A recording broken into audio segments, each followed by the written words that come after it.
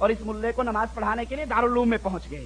اچھا کہا رجب 1400 ہجری بعد نماز عشاء عزیز عبدالعزیز مکی نے صلاۃ و سلام پڑھا اور کہا حضرت اس سال حرمین کا رمضان چھوڑ کر پاکستان فیصل آباد جا رہا ہوں تاکہ آپ کا اور اللہ کا نام لینا لوگوں کو آ جائے. آپ نے کہا اس سے بڑھ کر اور پیارا کام کیا ہوگا, جاؤ. ہمیں تو فیصل آباد کا خود بھی نبی کو پاکستان کے سارے شہر یاد ہیں, پھر کے ایک چیز رٹ لی ہے میرے رسول نے, نعوذ باللہ من ذالک. کہا ہمیں تو فیصل آباد کا خود اہتمام ہے, اور خیال رکھنا میں اپنے ڈنڈے کے ساتھ وہاں پر موجود رہوں گا. طاہر القادری کو بھی کہا تھا نا کہ کراچی, ہاں میں کراچی پہنچ رہا ہوں اور پہنچ گیا ہوں. طاہر القادری کراچی تو پہنچ گیا ہوں, جیب خالی ہے, تیرے نبی کے پاس فیصل آباد جانے کا ٹکٹ نہیں ہے, کچھ چندہ تو دے دے. طاہر القادری کراچی آ گیا ہوں, روٹی کھانے کے پیسے نہیں, کچھ دے دے. اور ادھر نبی ڈنڈے سمیت فیصل آباد پہنچ رہے ہیں. مجھے بھی خیال ہے, پرواہ نہ کرو. اب مجھے بتائیے, کیا یہ عقیدے صحابہ کے ہیں؟ کیا یہ عقیدے قرآن میں ہیں؟ کیا یہ عقیدے سنت رسول اللہ میں ہیں؟ اور جن کے یہ عقیدے ہیں کیا وہ صحابہ کی جماعت میں ہیں یا صحابہ کے دشمنوں میں ہیں؟ یہ لوگ اہل سنت نہیں ہو سکتے, اہل بدعت ضرور ہو سکتے ہیں. یہ پہلا اختلاف. اس سے آگے چلو, ایک اور اس سے بڑا اختلاف بتا دوں, یہ دین لینے کا راستہ تھا. اب اگلا اختلاف ہے عقیدہ وحدت الوجود. وحدت الوجود جانتے ہیں کیا ہے؟ میرے انڈیا والے بھائی جو بیٹھے ہیں وہ سمجھتے ہوں گے. ہندوؤں سے کبھی کبھار انہوں نے ایک جملہ سنا ہوگا, ہر کنکر میں شنکر ہے, ہر کنکر میں دیوتا ہے. بابا کہاں بھاگے پھر رہے ہو؟ ہر مورتی میں اللہ چھپا ہوا ہے, ہر کنکر میں شنکر ہے. ہمارے یہ اہل سنت والجماعت کیا کہتے ہیں اپنے اسٹیج سے؟ اللہ دم دم دے اندر, صدیق دا پہلا نمبر, اللہ دم دم دے اندر. شیعوں نے کہا تھا علی دم دم دے اندر, اس نے کہا نہیں اللہ دم دم کے اندر. ہندو کہتا ہے ہمارا رام ہر پتھر کے اندر. یہ وہ عقیدہ ہے جس کے بارے میں شیخ اکبر, ان کے شیخ اکبر نعوذ باللہ ہمارے نہیں کہتے ہیں العبد رب والرب عبد یا لیت شعری من المکلم. اللہ بندہ ہے, بندہ اللہ ہے. میں نہیں جانتا شریعتیں کس کے لیے آئی ہیں. اگر اللہ کے لیے آئی ہیں تو اللہ تو بندہ ہے, اگر بندے کے لیے آئی ہیں تو بندہ اللہ ہے. اگر اللہ کے لیے آئی ہے, اللہ کو نماز روزے کی کیا ضرورت ہے؟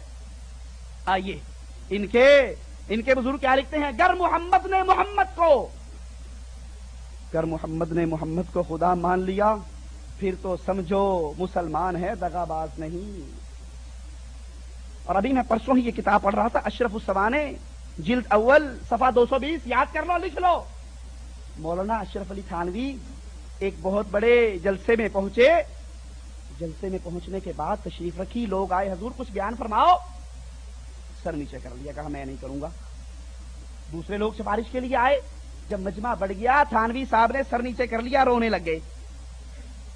مولانا فتح محمد پھر رہے تھے, وہ اس کے پاس آ کر کہنے لگے, شکل دیکھ کے پیچھے ہٹ جاؤ, ان سے درس نہیں کروانا. کہا یہ تو حکیم الامت ہیں, کیوں نہ کروائیں. کہا اگر یہ اس حال میں سٹیج پہ بیٹھ گیا, زبان سے ایک جملہ کہے گا, کون سا؟ انا الحق, میں ہی خدا ہوں تمہارا. اگر اشرف علی تھانوی اس رونے کی کیفیت میں منبر پر چڑھ گئے تو سوائے انا الحق کے کچھ اور کہہ سکے گا. فرعون نے کیا کہا تھا؟ انا ربکم الاعلی, میں تمہارا بڑا ہوں. اور انہوں نے کیا کہا, اگر اس کو بٹھا دو گے تو یہ بھی کہے گا میں تمہارا رب ہوں, میں تمہارا اللہ ہوں. انا الحق کا نعرہ اشرف علی تھانوی کی زبان سے نکلے گا. اگر اور سننا ہے تو ذرا سنتے جاؤ, شرماتے جاؤ. اور کاش تم اپنے عقیدوں سے توبہ کر لو تاکہ مرنے سے پہلے یہ شرک تمہارے دامن سے ہٹ جائے. ہو سکتا ہے اللہ تمہارے گناہوں کو معاف فرما کر جنت میں داخل کر دے. سنو شمائم امدادیہ, مولانا امداد اللہ مہاجر مکی صاحب کیا لکھتے ہیں, بندہ قبل وجود خود باطن خدا تھا. توجہ چاہوں گا تھوڑی سی. بندہ قبل وجود, اپنے اس باڈی سے پہلے, انسانیت کے اس پتلے میں آنے سے پہلے میں خدا تھا. اور اب عرش پہ جب تھا تو میں خدا تھا اور خدا ظاہر بندہ، اب تمہارے سامنے بھی میں ہی خدا ہوں۔ عرش پر بھی میں خدا تھا، فرش پر بھی میں خدا تھا۔ اور کہتے ہیں من اراد ان یجلس مع اللہ، جو اللہ کے ساتھ بیٹھنا چاہتا ہے نا، فلیجلس مع اہل تصوف، وہ صوفیوں کی مجلس میں بیٹھ جائے، بس یوں سمجھ لے جیسے اللہ کے ساتھ ہی بیٹھا ہوا۔ یہ وہ وحدت الوجود کا عقیدہ۔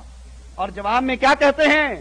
جب سنو من رآنی فقط رأى اللہ، جس نے امداد اللہ کو دیکھ لیا اس نے اللہ کو دیکھ لیا، جس نے امداد اللہ کو دیکھ لیا اس نے کس کو دیکھ لیا؟ اس نے اللہ کو دیکھ لیا۔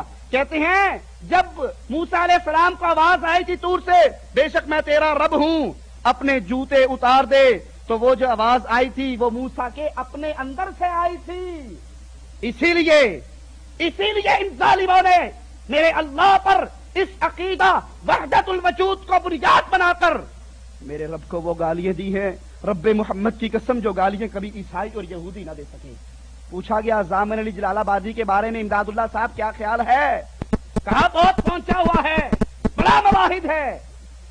یہ سہارنپور میں گئے اپنی رنڈیوں کے گھر، رنڈیا سمجھتے ہیں نا، تشریح میں نہیں جاؤں گا، رنڈیا سمجھتے ہیں آپ۔ مولوی صاحب رنڈیوں کے گھر پہنچے ہوئے ہیں، رنڈیوں کے گھر کون جاتا ہے؟ خیر جاؤ بھائی تبلیغ کرو، عورتوں کی بھی تو جماعت نکالنی ہے نا آپ نے، جاؤ۔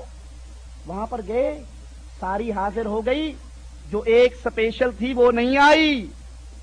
کہا وہ بھی کیوں نہیں آئی؟ بلا کر لاؤ، یہ میرے پاس پڑی ہے، یہ تذکرۃ الرشید حضرت کی، اسی کے اندر یہ حوالہ موجود ہے، بلا کر لاؤ۔ جب آ گئی پوچھا کیوں نہیں آئی تھی؟ کہا حضرت گندی ہوں، سیاہکار ہوں، بری عورت ہوں، آپ جیسے ولی کی زیارت کو آتے ہوئے شرم آتی ہے۔ ابھی شرماتی کیوں ہے؟ کرنے والا کون؟ کروانے والا کون؟ نعوذ باللہ من ذالک، نقل کفر نباشد۔ اے اللہ مجھے معاف کر دے، اے اللہ مجھے معاف کر دے۔ اللہ اگر ان ظالموں کے چہرے کا نقاب اتارنا مقصود نہ ہوتا، تیری کبریائی کی قسم میں یہ حوالہ کبھی نہ پڑتا۔ لیکن کیا کروں؟ تیرے گستاخوں نے تجھ پہ وہ الزام لگائے جو آج تک یہود و نصارہ نہ لگا سکے، اور پھر لیبل کیا لگایا؟ اہل سنت والجماعت۔ یہ کس کا عقیدہ ہے میرے صحابہ میں سے؟ یہ کس کا عقیدہ ہے؟ نبی کا یہ عقیدہ؟ کیا صحابہ کا یہ عقیدہ؟ کیا تابعین کا یہ عقیدہ؟ نہ نبی کا یہ عقیدہ، نہ صحابہ کا یہ عقیدہ، نہ قرآن میں یہ عقیدہ، نہ حدیث میں یہ عقیدہ۔ یہ عقیدہ فرعون کا، یہ عقیدہ ہندوؤں کا، یہ عقیدہ صوفیوں کا۔ ہمارا رب، ہمارا دین، ہماری شریعت، ہمارا قرآن ان عقیدوں سے بری ہے۔ آگے سنو، شیخ اکبر صاحب کہتے ہیں، یہی وحدت وجود چل رہا ہے، کہتے ہیں جس کو تم محمد عظیم الشان گمان کرتے ہو وہ حقیقت میں محمد نہیں صلی اللہ علیہ وسلم، بلکہ کیا ہے؟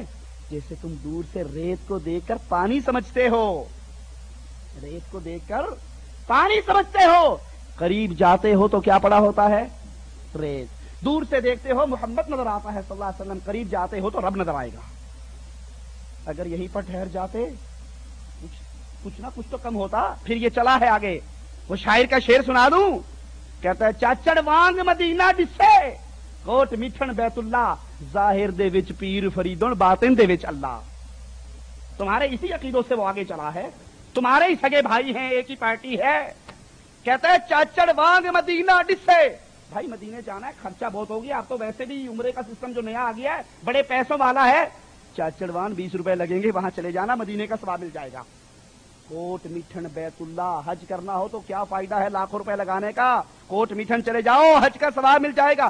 ظاہر دے وچ پیر فریدن، سامنے